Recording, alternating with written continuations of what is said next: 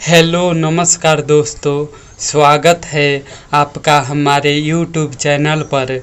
आज हम आप सबके लिए दर्द भरा सैड सॉन्ग मैटर लाए हैं दोस्तों।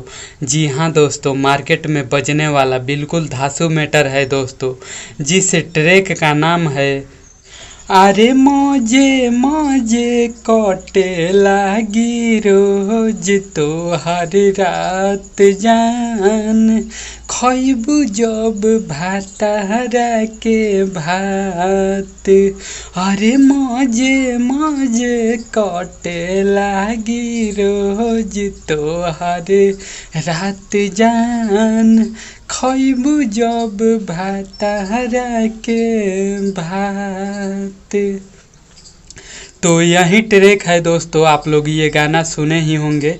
खेसारी लाल यादव का ट्रैक है दोस्तों, हाल फिलहाल ही ये गाना रिलीज हुआ है। सुपर डुपर हिट ट्रैक है।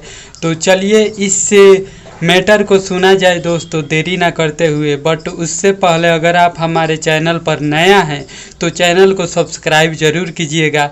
संगीत से जुड़ी सारी जानकारी और लिखा हुआ गाना सबसे पहले पाने के लिए। तो चलिए दोस्तों, वीडियो स्टार्ट किया जाए।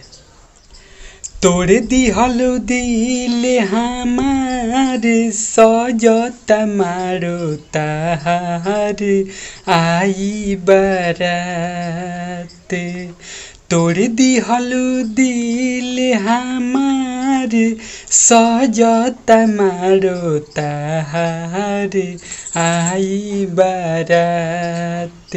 अरे देई के जखम दिल में कई दिहलु घात, काल चल जइब पियाबा के साथ।